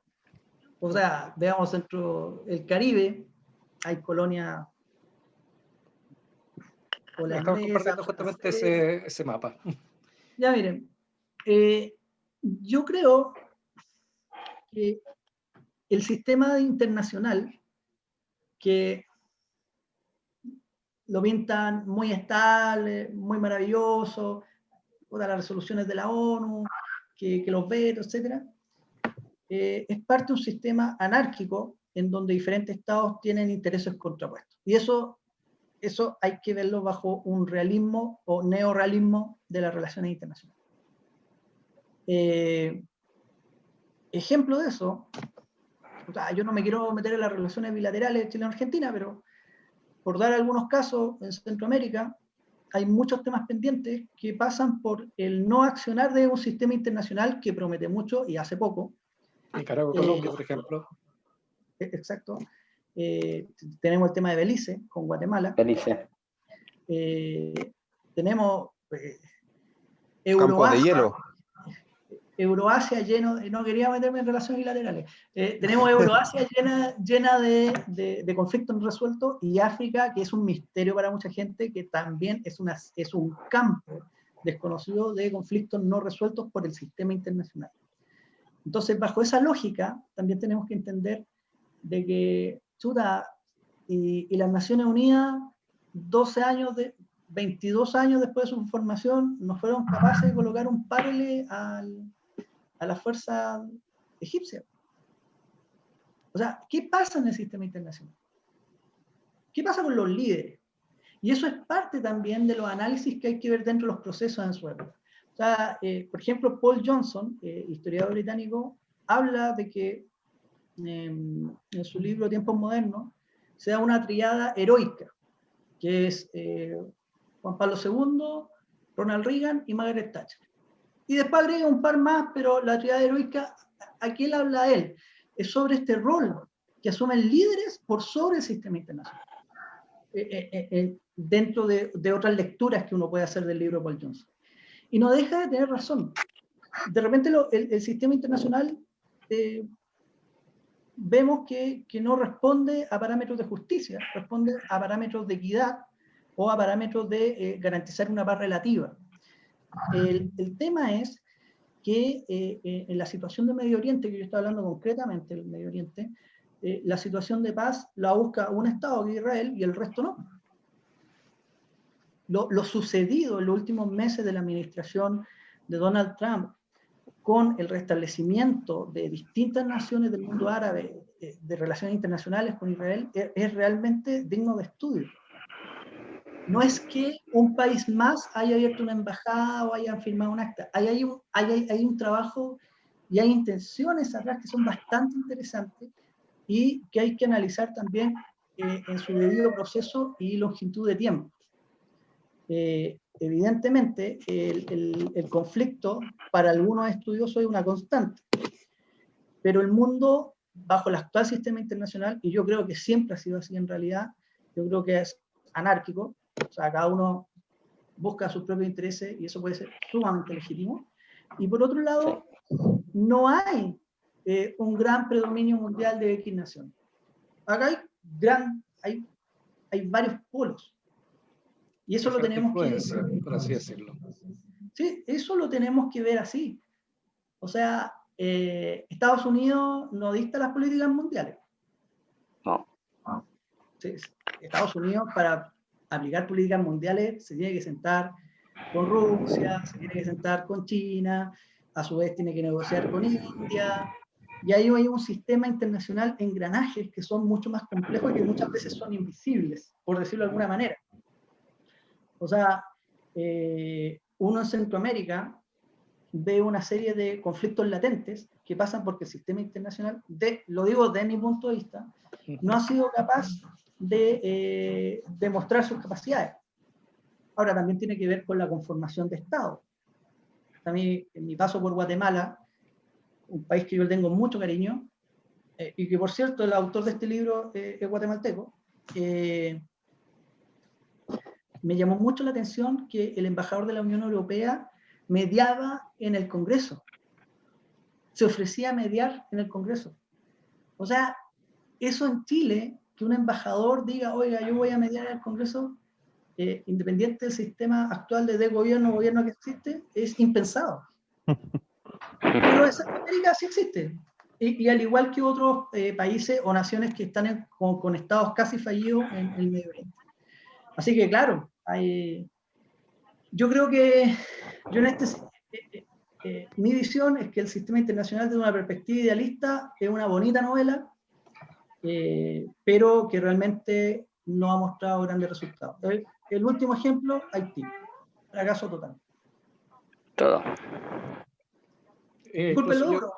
Sí, pero totalmente de acuerdo, y de hecho también un poco antes de darle la palabra a Cristian, a mi tocayo, también quisiera tratar un poco el tema de las esferas de influencia, o sea, de hecho en esta Segunda Guerra Fría, como le daban llamar, dentro de esta Segunda Guerra Fría también se observa cómo las grandes potencias están, o las potencias regionales, están tratando de recuperar sus esferas de influencia. Por ejemplo, lo que ha sido Turquía con lo que era la esfera otomana, la guerra de Nagorno-Karabaj, la misma presencia en Siria, y de hecho hasta ha estado este señor Erdogan, el primer ministro turco, ya ha esbozado de que Jerusalén era una ciudad otomana, y lo ha dicho, tal cual. O sea, ya se está conformando también esta potencia regional que busca recuperar su esfera de influencia.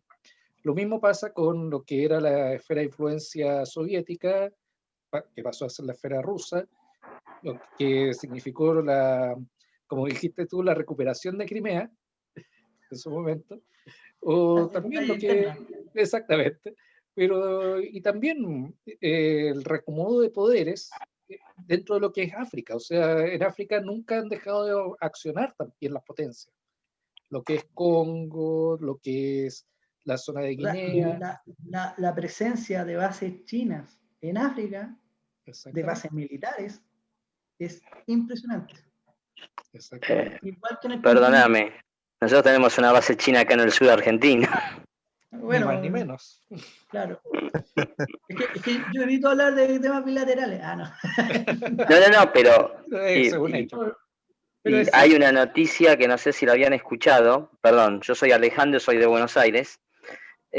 Hace poco los Estados Unidos mandó un buque guardacostas para ayudar a proteger nuestra zona económica exclusiva del mar argentino. Viene un buque para ayudar a la Armada a contener la bandada de chinos que tenemos en el sur. Sí. Bueno, ya pasaron por el Estrecho de Magallanes. Así que 200, ¿Cómo? Ya pasaron por el Estrecho de Magallanes, 270 y algo.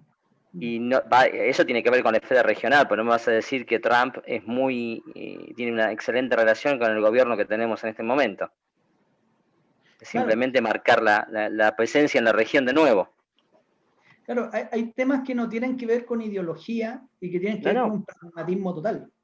Exacto. Y eso nos explica, por ejemplo, que Franco haya ayudado al gobierno de la Unidad Popular con el Plan Pegaso del año 72. Bueno, eso también tiene que ver, por ejemplo, con la cuarta flota de los Estados Unidos, que es básicamente la flota sur, que en algún momento se desactivó. A mediados de los 2000, Estados Unidos replegó la cuarta flota y casi la dejó, por no decir disuelta, pero sí ya con una operación muy baja, pero que ya desde el 2010 está totalmente reactivada la cuarta flota y operando en la esfera de influencia de Estados Unidos acá en la zona sur. Y es un hecho, o sea... Claro. O sea, nosotros, y ahí le doy el paso a Cristian y Gonzalo, que ya con la mano levantada demasiado tiempo, creo que la sangre ya debe estar un poquito coagulada en el codo. Nosotros tenemos, o sea, desde mi perspectiva, tenemos que entender que hoy en día, o sea, en este contexto de pandemia, incluso antes, la ayuda humanitaria es parte de la diplomacia, es una extensión de la diplomacia. Indudablemente. Entonces, de repente, o sea, uno puede volver a decir, oye, el UASIC funcionó en los años 60. Anda a Centroamérica y ve los edificios que tiene el sistema de ayuda norteamericano a Centroamérica. Absolutamente. O sea, nosotros en Chile no los vemos, pero existen. O sea, el mismo trabajo, yo aquí no estoy hablando de que si es bueno o malo, pero ahí tenemos un ejemplo. Al final no es ni bueno ni malo, es nomás. Claro, o sea, el impacto de RT en los medios de comunicación, Sí. Russia Today, es realmente impresionante.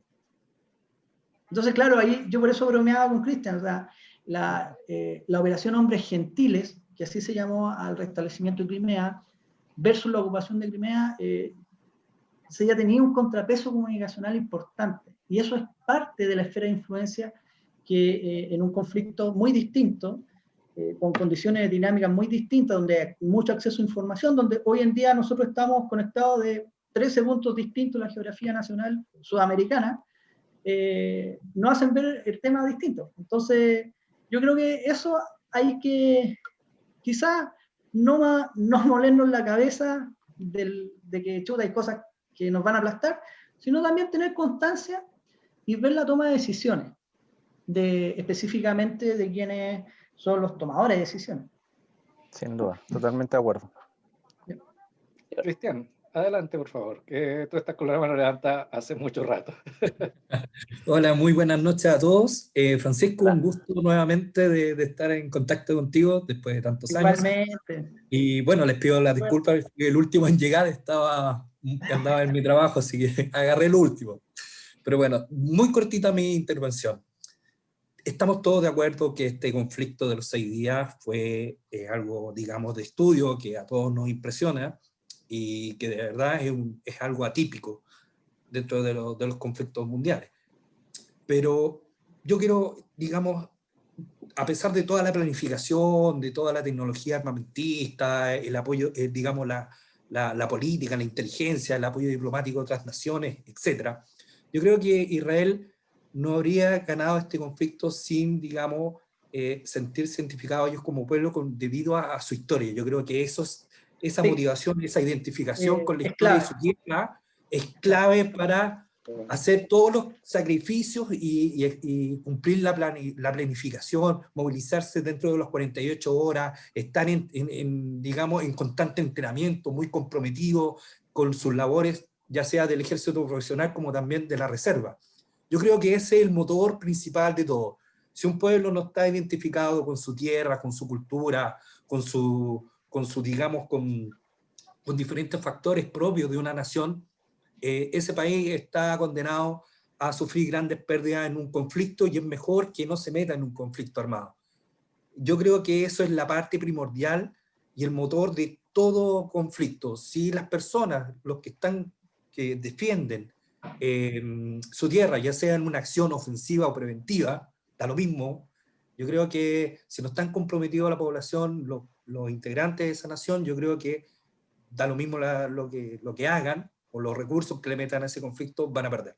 Yo creo que eso es lo más importante para todo conflicto, ya sea para conseguir la paz o para mantener la paz. Esa es mi corta intervención. Gracias. Cristian, o sea, un gusto verte nuevamente. Cristian es un gran amigo, artillero, especialista en artillería.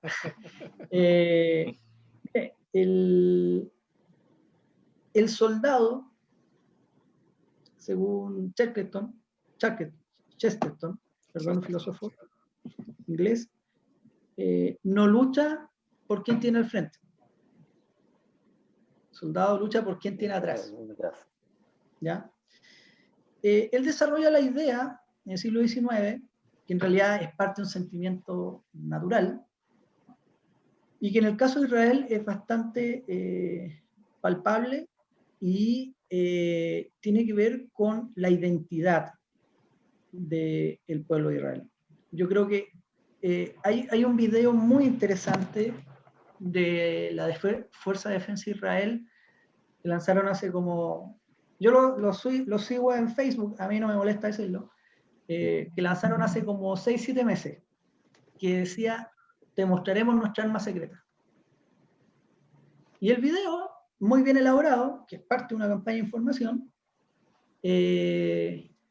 dice básicamente, podrías pensar que son nuestros aviones, podrías pensar de que son nuestros científicos, podrías pensar que son nuestros tanques, nuestra artillería, nuestro uniforme.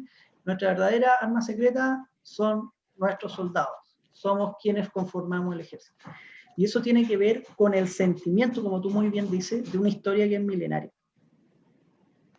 O sea, la imagen icónica de la Guerra de los 6 días, hay muchas imágenes icónicas, pero una de las más icónicas es la de estos 3 soldados paracaidistas que están mirando con ilusión el muro de los lamentos. Y eso yo creo que refleja lo que dice Cristian. Y por eso es importante conocer la historia de Israel. Israel es más que un agente o un participante del sistema internacional. Israel en tecnología es realmente impresionante, pero eso tiene que ver con una tecnología que se hace para desarrollar a Israel. No es una tecnología que igual llega para afuera. O sea, el pendrive, todos tenemos USB, eso se hizo en Israel. Entonces, eso facilitó un montón de cosas. Los sistemas de agricultura en el desierto son realmente impresionantes. Entonces uno empieza a ver, y por eso el libro es Startup Nation es tan importante, creo yo, para comprender esto. Eso nos hace entender parte de esto. Yo me acuerdo que, no me acuerdo el nombre del ministro israelí, pero sí que la contraparte era Kissinger, que le dice, ¿y ustedes por qué tienen esta fortaleza? ¿De dónde viene esta fortaleza? Estamos hablando de 1900, en la década del 70. Fue Golda Meir. ¿Golda Meir? Sí. Ya. Pero tú sabes la anécdota, porque básicamente le dice, usted le pregunta a cualquier niño de secundaria y algunos le podrán decir quién era la tripulación del Mayflower, de los pioneros norteamericanos. Y sin lugar a dudas, la mitad no le va a responder y otro resto no va a saber. Uno le pregunta a un niño judío en cualquier parte del mundo y va a saber toda la historia de Israel. Entonces, ese sentimiento, esa forma de pertenencia es parte de una nación, de mi punto de vista, realmente impresionante. O sea, eso configura y con una historia realmente impresionante y larga. Entonces, de repente uno se queda en la guerra de los 6 días y como muy bien dice Cristian, claro, acá no fueron los sistemas de armas. O sea, los sistemas de armas pueden ayudar. Pero si no hay convicción, de nada sirve. Y las guerras nos muestran eso. Hay muchos puntos críticos que se basan en la convicción más que en los sistemas de armas. La guerra civil, bueno, las guerras civiles de por sí son horrorosas, pero la guerra civil de 1891 en Chile nos demostró que en momentos decisivos no había convicción. Con la famosa frase de darse vuelta la chaqueta.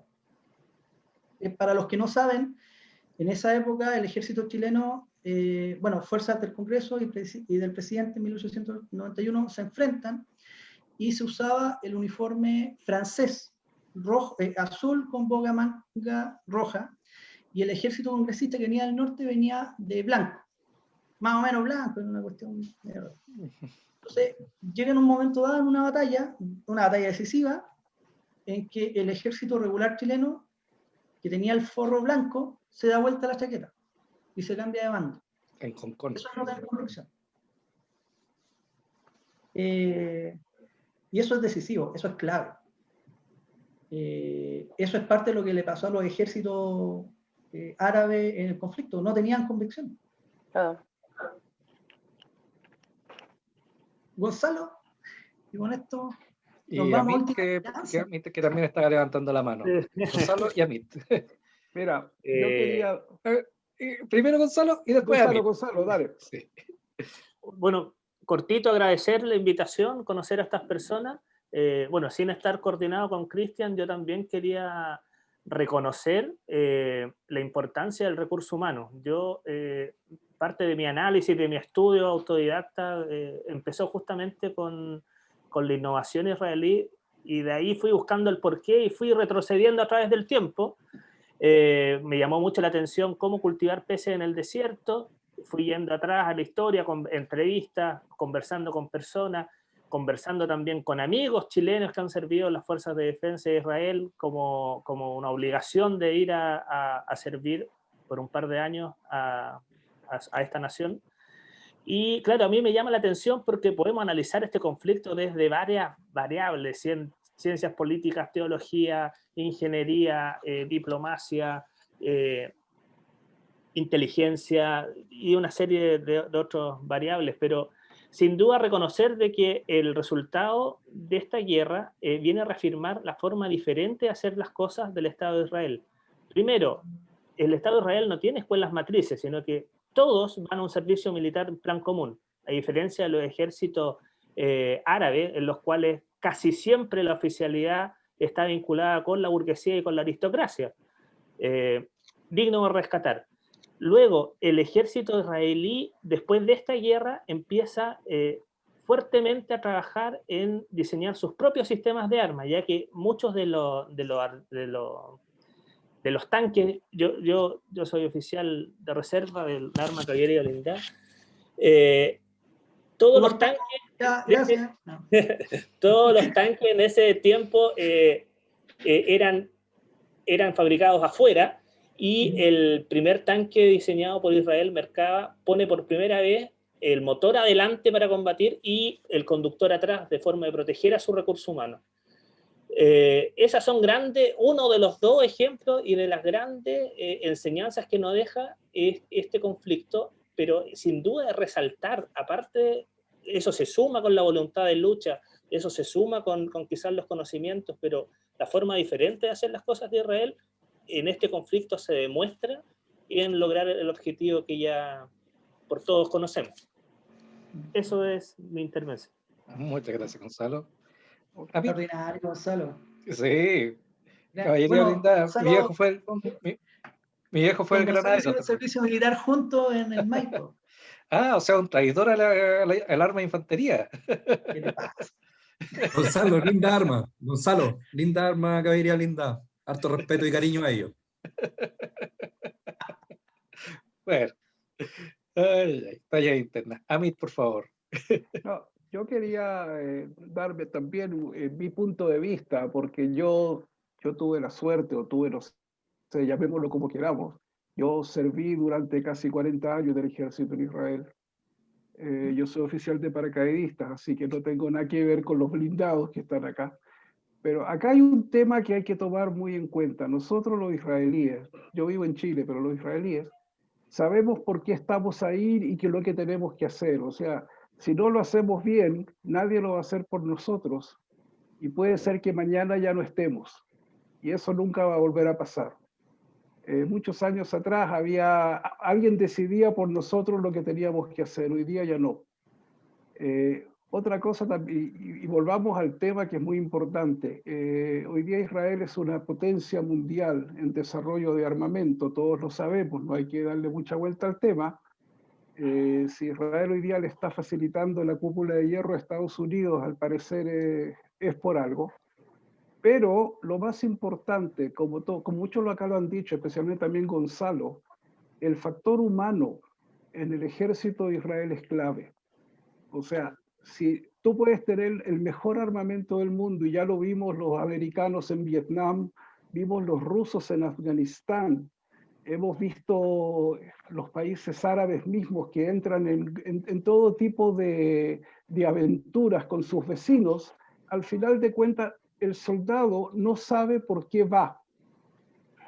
esa es la gran diferencia que tenemos nosotros, por ejemplo, que sabemos por qué estamos ahí y qué es lo que tenemos que hacer. Y eso es clave, no solamente para el tema militar, sino para diferentes temas, que llamémoslo el desarrollo de la industria del agua, el desarrollo de las telecomunicaciones, el desarrollo de lo que sea. Si lo haces, hay que hacerlo porque tienes convicción y porque tienes que hacerlo bien. Esa era mi opinión del tema y mi parte al asunto. Muchas gracias, la verdad que te podría dar una charla. Bueno, O sea, uno se basa mucho en la teoría. Ok. Bienvenido, Amit, por favor. Siéntete con toda la libertad en las próximas ocasiones. De hecho, si quieres, nos podemos coordinar justamente con Francisco para una charla sobre el mismo tema. Cuando ustedes quieran. No sé si tienen mis datos, Mañana. ¿Cómo? Mañana. No, pues mañana es Chabata, así que no creo que... Pongámonos de acuerdo, sí, y podemos hablar de varias cosas interesantes. Perfecto, excelente. Ok. Así que, bueno, en nombre de Editorial Nulán y en nombre de Revista Pucará, les doy las gracias a todos ustedes por la participación. Esta charla ha sido bastante productiva. Agradezco todas las intervenciones. Francisco, la verdad, nuevamente se lució, nos dio una clase el día 22 de diciembre sobre la crisis del Beagle. Ahora nos ha dado una tremenda charla sobre lo que fue la guerra de los 6 días. Y, como les dije, próximamente, no coman ansias, próximamente tendremos la charla sobre la guerra de Yom Kippur. Así que, nuevamente, muchas gracias a todos ustedes y con esto damos por fin, siendo exactamente las 10 de la noche, damos por finalizar, hora de Chile, porque nos van a venir a Israel, damos por finalizada nuestra charla.